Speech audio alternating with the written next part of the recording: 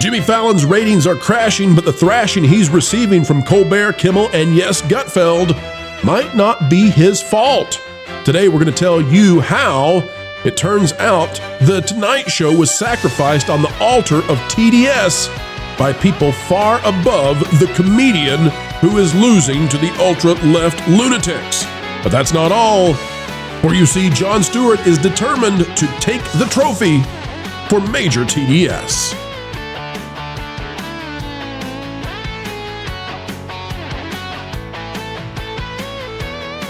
Hello, ladies and gentlemen, and welcome back to the Pro Channel, where we, as ever, endeavor to explain entertainment. Keeping you ahead of that culture curve is what we do, and we have a passion, a zeal that you all can feel. And we're happy that you're here today. Consider clicking the like button. We are joined by the apparition of sanity himself.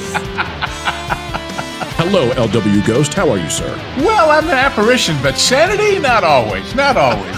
I hope not always. My God, a little insanity is a good thing. Now, for those of you who are new to the channel, LW Ghost has a significant history in Hollywood and understands the entertainment industry in a way that few do. We protect his identity and thus his ghostly form. We'll get into how late night is turning into a ghostly form, though, right now. And here we start with Hollywood in Toto. Christian Toto, who has been on the channel several times, and we always enjoy the opportunity, is the author here. Inside Jimmy Fallon's Tonight Show ratings train wreck, NBC's crown jewel falls to embarrassing low under SNL alums' leadership. All right, let's take a look at what this has to say. He's got some great statistics and data here that we just got to see. It says, let them. The news for this iconic talk show hasn't been good for some time. Jimmy Fallon's late night showcase earned a rare ratings victory thanks to fellow Saturday Night Live alums, and that was this past week, them joining him for the SNL 50 promotion, right? But It says Fallon's Tonight Show ratings are chronically behind not just Fox News' Gutfeld, but his broadcast competitors. The show also cut down its programming from 5 nights to 4 late last year, another sign of the once mighty show's slippage. Remember, Johnny Carson and Jay Leno lorded over The Tonight Show for decades, keeping it the most watched late-night show in the modern era. Leno's dominance over competitor David Letterman proved the most impressive, given the latter's unique brand. The dominance, however, ended after Fallon took over the show in 2014. Now, Colbert's Late Show is the top performer in the traditional 11:30 p.m. Eastern slot, followed by ABC's Jimmy Kimmel Live. Now, this is atrociously bad, considering the fact that late night is on the down, moving down, under Colbert and Kimmel, and somehow Fallon has fallen even lower. Taking a look at this, folks, you can see the data here if you're looking on the video. If not, we'll describe it to you if you're listening on the device you have. We've got Greg Gutfeld leading by far, 3.5 million viewers, Stephen Colbert at 2.3 million, Jimmy Kimmel at just under 2 million, and Jimmy Fallon all the way down at 1.2 million viewers. In other words, not good whatsoever, and you can understand why they've switched to 4 days instead of 5. They can't afford 5. Now, all of that said, Lou, the prognostication of what is coming forth and the repudiation against what they've done to cause this from Hollywood and Toto is that essentially they have abandoned the Carson-Leno model with Jimmy Fallon, and they decided to kind of dip their toes into what Kimmel and Colbert do, which is to go partisan, ultra-hyper political, far to the left, but with Fallon, they decided apparently to just kind of do it as left-light. And the problem with that is they're competing with the far lefties, and all of the people who are interested in the left stuff, they've left Fallon and gone to these wackadoodles, right? They're watching Kimmel and Colbert. The people on the right have gone over to Gutfeld, and Fallon, although he could inhabit the middle and be the nonpartisan voice, which I think would be very successful, because he's on NBC, because it's the expectation now that you must have a terrible case of TDS, he's stuck offering something that no audience wants, and that is tepid leftyism. And Lou, tell us about it. Well, first of all, it's real interesting the excuses they make for why Gutfeld is the king. Quote, well, he's on earlier, and there's more people awake to watch. They actually say that, okay? Secondly, I decided, all of this political leanings of left and right, first of all, they're on the losing side right now if they're on the left. We know that from all the opinion polls, all the reaction to Doge and everything else. But I started saying, the bottom line on this is who's advertising? When I was doing TV shows and they were brand new, when it was a brand new show, you'd get kind of a mixed bag of strange things. But when your show, sometime in the first season, started getting Coca-Cola and McDonald's and mainstream all-American family products, you knew you were winning, okay? So I looked up, for our purposes today, who are the sponsors on Fallon? Are you ready? Go for it. First of all, Trader Joe's and Pottery Barn and Sephora, which are obviously kind of 30 to 40-year-old dinks, as they're called, dual income, no kids. Okay. I got a feeling, Lou, that if you're the premier show, as much as we love Pottery Barn, I'm not sure that Pottery Barn is the premier advertiser. But wait, guess who advertises on the Jimmy Fallon show? Who? Preparation H. Oh, folks, don't take it orally. When I was a young lad growing up in the 50s and 60s and 70s, the whole catchphrase was never trust anybody under 30. Well, I looked it up. Fallon is 50, Tina Fey 54, Amy Poehler 53, Seth Meyers 51. So the question becomes, if the prime audience for advertisers is young people, because since they don't necessarily have a family or a mortgage, they have more cash to spend, who is he appealing to? And do they care about SNL 50 for one night maybe, but not on an ongoing basis? Regular SNL is off too. So, the other little thing I thought about was we talked about how Universal listened to the audience when they made a point about screen-based attractions and how they were making a point of having none of those in Epic Universe.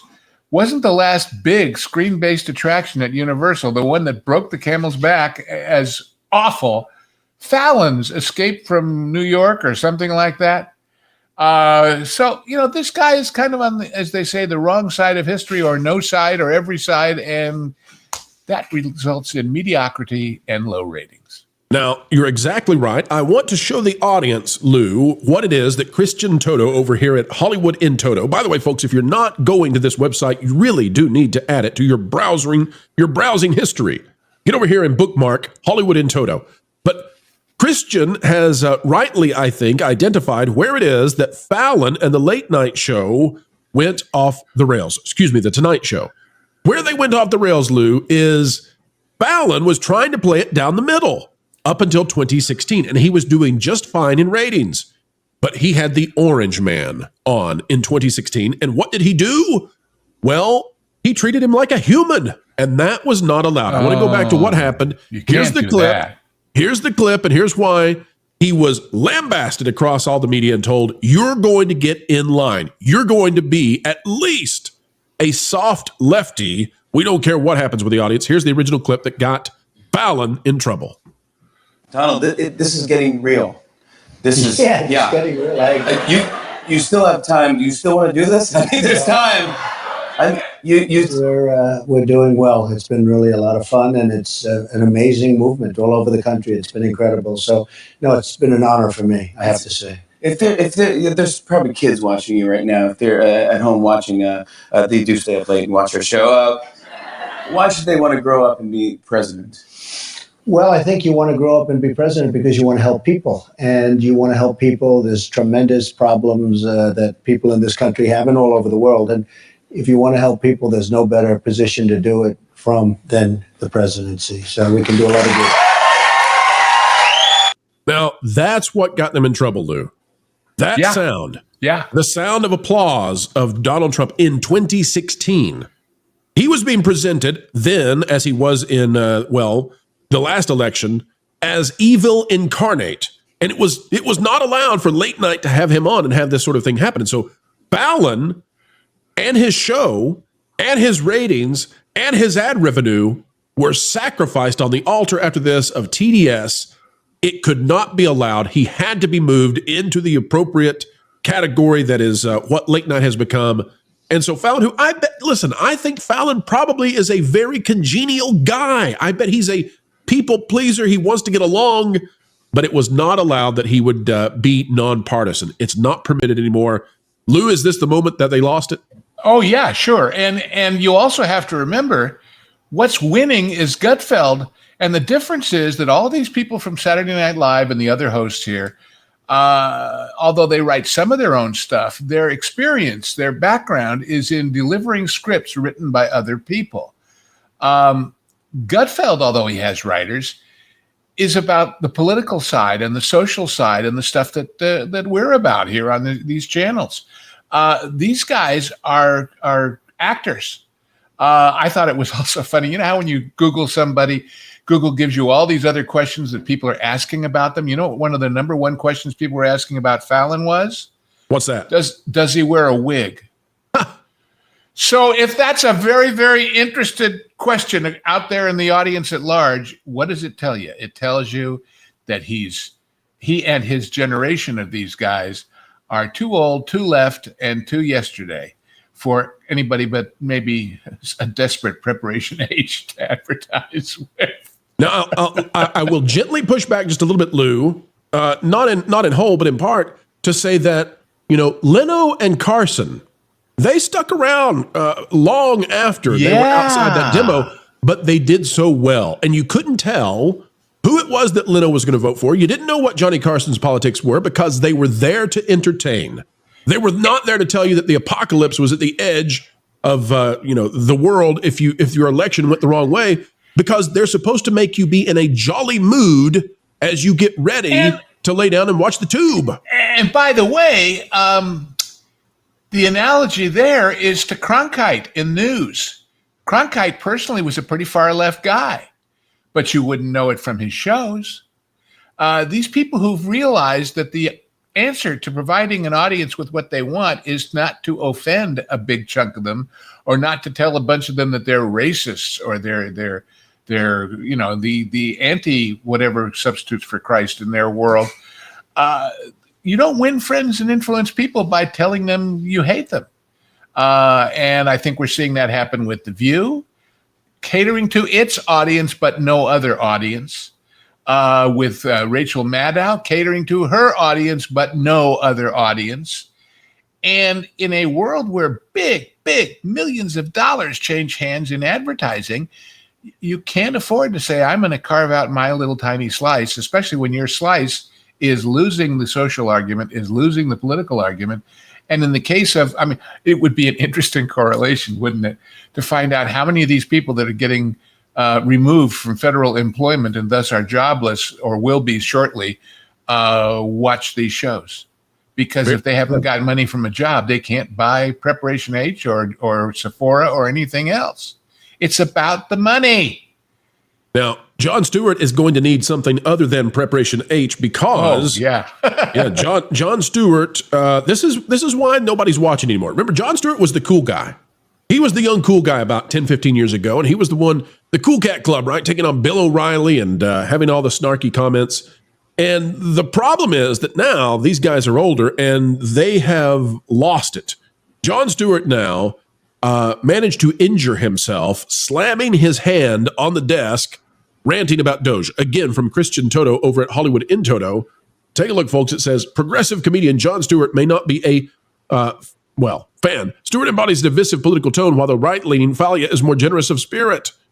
The Daily Show host cut his hand open while raging on the set of his Comedy Central showcase. Now, folks, we can't play this for you, but we'll try to get a still shot of it. You can see here he's not happy. He's not happy. He broke something. Oh no! What did he break? Well, he slammed his hand down with the world's most dad cup, smashed it on accident, and it turns out that he cut his hand.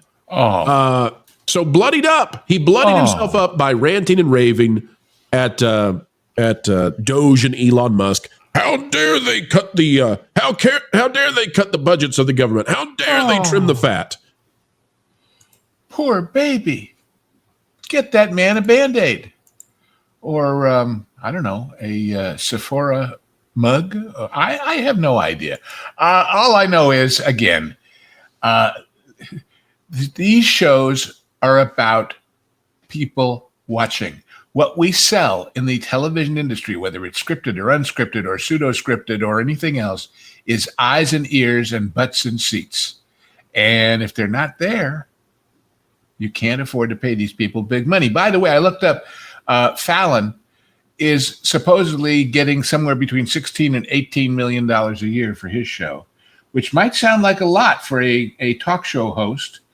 But Ellen DeGeneres, at the point where she was gone, was making $50 million a year. Well, Lou, I keep up with the YouTube statistics pretty darn well. It's the industry in which I live in. So Jimmy Fallon is averaging something like 1.2 million, right? Right. And let's say he's on. I mean, he's only on 4 nights a week, so that's 20 nights a week. So that's about 25. Let's say 25 to 30 million viewers. Listen. Folks, if you've ever seen the YouTube channel The Quartering, or if you've ever seen the YouTube channel The Critical Drinker, they've got Jimmy Fallon numbers. So, and Jimmy Fallon's making $1 million plus, as Lou said. How much, Lou? 13, 14, 15, someplace in there. I'd say that's a big plus. And by the way, those people you cite with YouTube channels don't have the budget and the staffing and the expense, even to sell their ads. And that's why this is unsustainable. You just can't. The networks can't support this much longer. It's just it's craziness. And when you have somebody like Jon Stewart, when the shtick they're left with is smash a coffee cup and rage on the table and bleed for your audience, it means you're bleeding audience, indeed.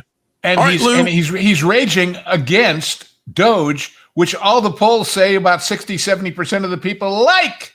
Yes. So. Ooh, did he not read the room or what? Truly, they have utterly lost their minds, and they're not having a good time right now. Lou, final thoughts on all of this, as well as where people can find you here on the YouTubes, I'm enormously findable, happily, thanks to you and the gang. Final thoughts are, folks, who's advertising? And are they selling anything? Is the bottom line. Whether you're a news show, a talk show, an entertainment show, a so-called reality show, or anything else, because that's what pays the bills. That's basic capitalist, good old-fashioned free enterprise. So if they're not, and if you look at who's advertising and you say, well, that's kind of a narrow spectrum, that is narrowing every day as people start finding out what their money was spent on, you're writing a direction that's down, not up, and isn't going to get any better. So, and they're stuck. They can't change horses now. They can't change their colors now because this is the only game they know. It's the same reason why when confronted, all of these people in Congress or in various other places, their knee-jerk reaction is, oh, you're a Nazi. Oh, you're a racist. You're a... Did you see where Don Lemon has decided that Megyn Kelly is a racist? Well, that's not surprising given that she has 100 times the visibility as Don Lemon now. Yeah. Well, he demanded that. Do you remember he was going to be a featured person, a featured show on X? He was going to get paid big bucks by Elon Musk, and he went in and demanded that Elon Musk give him all this stuff like Cybertrucks and huge amounts of money. And it was, and the interview went totally off the rails. Seems like across entertainment and legacy, especially, that's been true. The new media taking over, and that reminds me of that great line from the play Sleuth, where the older man is talking to the younger man who is sleeping with his wife, and he's saying, the question is, my boy, can you afford to support her in the manner to which she was not accustomed until she met me and now is? All of these guys that had these huge network support staffs and budgets, surprise, when you're just a talking head on YouTube, you don't get all that stuff. And you have to figure out how to work actually on your own talent and your own abilities. That's right. So, anyway, legacy. You were asking where I am. I am on my own talent and abilities, and with the grace of you and everybody, I'm here with you, obviously. The new T3PO show that has moved to Tuesdays right after the Pro Show at 3:00. I'm usually there. And then Vash Sky and I do a show called The Hollywood Backlot with Lou and you, and we invite your questions about how the movie and TV business really works. as opposed to how you've been told they work. And that is every Sunday live at 2 p.m. Eastern. Check it out, folks. And to those of you in the legacy media watching this video, welcome to the meritocracy. All right, folks, you can help us be right aboard that culture curve and the wave that's crashing down upon the heads of those who have been in charge of the legacy media. Click that like button, share, subscribe, click it, stick it to the algorithms. It is the notification bell. Drop a comment down below. Let us know your thoughts. And folks, until the next time, we have the honor of the lifetime of spending time with you. Keep learning, keep growing, and keep having fun. Hey, Floral, guess what? You put a fork in Pro's microwave again. No, that was yesterday. I don't know that what. Oh, I've decided to give up on torturing Jonas. What? Why? In the same way the cat sleeps like 20 hours a day, that was like your purpose. I know, but I've decided there's bigger fish to fry. Okay.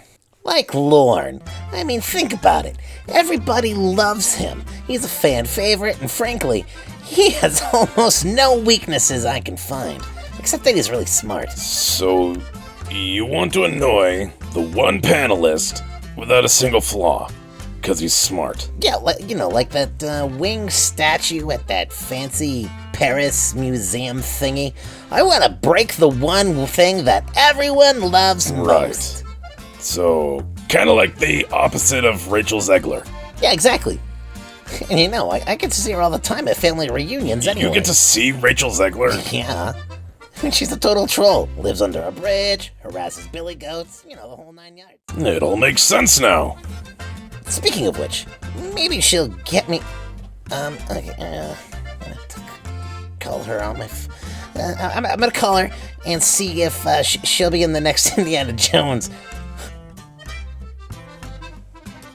She should be the next Indiana Jones. That'll totally destroy Lord. He loves Indiana Jones. Oh, that's cruel.